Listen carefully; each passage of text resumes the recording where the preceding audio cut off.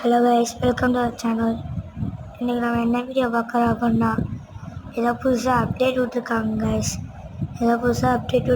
போல் guys. ஆனால் நம்ம வீட்டு பக்கத்துலேயே போட்டிருக்காங்க கைஸ் புதுசாக அப்டேட். நம்ம அப்டேட்னாலே வந்துடுவோம்ல கைஸ்.